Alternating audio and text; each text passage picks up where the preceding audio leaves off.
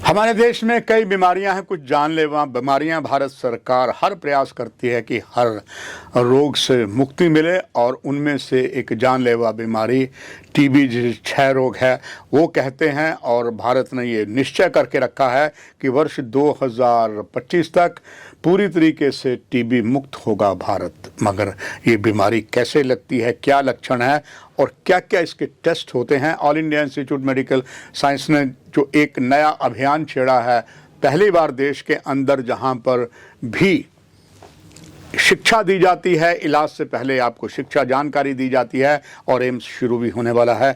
आज इस कार्यक्रम में डॉक्टर मधुर कल्याण हैं, आप असिस्टेंट प्रोफेसर हैं बायोकेमिस्ट्री विभाग के। इसी क्षय रोग पर करेंगे बात। डॉक्टर साहब, आपका बहुत बहुत स्वागत। वाकई डॉक्टर साहब, एक जानलेवा बीमारी है ये, मगर भारत इससे निकल रहा है। ये बीमारी ऐसी है, महिला पुरुष दोनों में पता लगा है। दर्शकों के लिए जानना चाहूँगा, उन्हें शिक्षा देने के लिए डॉक्टर मधुर कल्याण जी, टीबी के जो विभिन्न प्रकार हैं, किस किस तरीके का टीबी होती है सर? देखिए, दो तरह की टीबी है। जो मेजर क्लासिफिकेशन है उसमें दो तरह की टीबी होती है। एक टीबी है पल्मोनरी ट्यूबरकुलोसिस, जो कि फेफड़ों में होती है। अच्छा।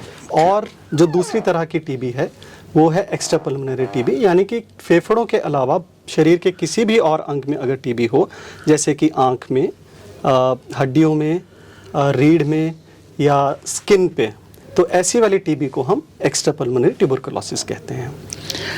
डॉक्टर मधुर कल्याण जी, इसके जो टेस्ट अगर होते हैं और एम्स के आने से पहले जी, अपॉइंटमेंट आपके होने से पहले आप अलग अलग अस्पतालों में रहे हैं, जानना चाहूँगा कि एम्स में क्या वो लेटेस्ट फैसिलिटीज़ हैं जो इस टेस्ट के लिए की जाएंगी? जी, देखिए, वैसे तो पारंपरिक तौर पर जो टीबी के जो टेस्ट हैं, जो बहुत समय से चलते आ रहे हैं, उसमें दो तरीके के टेस्ट आते हैं। एक टेस्ट है जिसको हम बोलते हैं स्मीयर माइक्रोस्कोपी, और दूसरा है टीबी कल्चर। जो स्मीयर माइक्रोस्कोपी है उसमें बेसिकली अगर हम पल्मोनरी ट्यूबरकुलोसिस की बात करें तो मरीज के बलगम की टेस्ट की जाती है और माइक्रोस्कोप के अंदर देखा जाता है कि किसी मरीज को टीबी है या नहीं है, और कल्चर के अंदर हम टीबी को हम विकसित कर सकते हैं एक मीडियम के अंदर, तो टीबी का उससे भी हम डायग्नोस कर सकते हैं।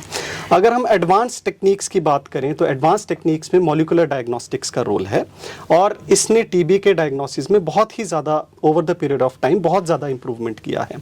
तो बेसिकली तीन तरीके के टेस्ट्स हैं।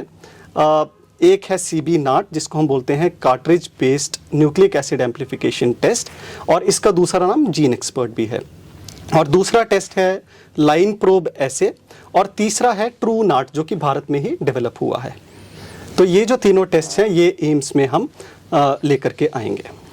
डॉक्टर मधुर कल्याण जी, एडवांटेज और डिसएडवांटेज अगर कहें इस पूरी, वो क्या क्या है? हाँ, देखिए, जो कन्वेंशनल जो टेस्ट हैं जो मैंने बताया, जो स्मीयर माइक्रोस्कोपी और जो कल्चर टेस्ट हैं, उनके अपने एडवांटेजेस और डिसएडवांटेजेस हैं।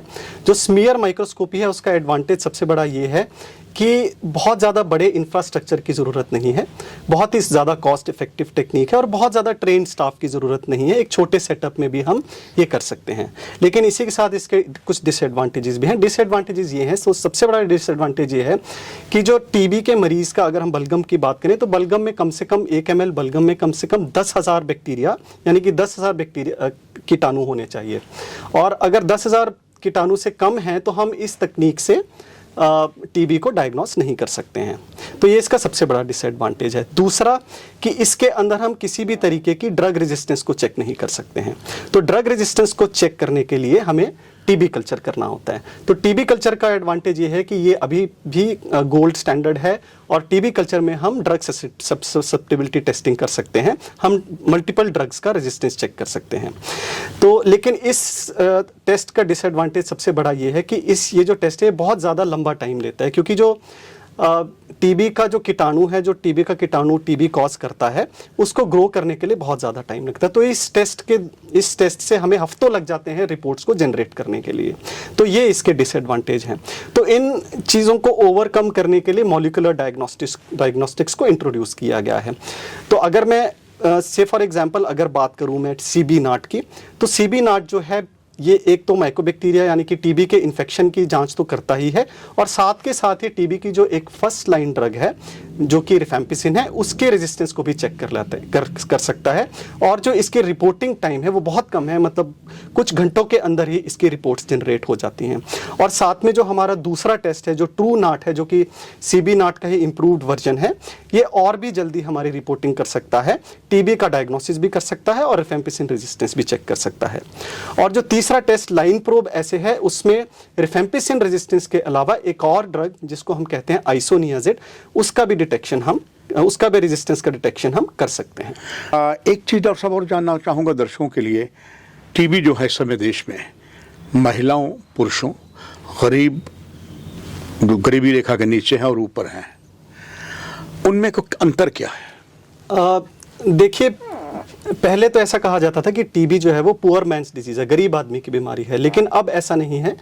टीबी अब किसी को भी हो सकती है। अगर किसी भी व्यक्ति का इम्यूनिटी लो है, उसको कोई और बीमारी है जैसे डायबिटीज़ है या फिर HIV है या फिर ओल्ड एज है, इन सारे केसेस में टीबी अब किसी को भी हो सकती है। हालांकि ये ज़रूर है कि जो नीचे तबके के लोग हैं उनमें थोड़ा सा अवेयरनेस की कमी रहती है।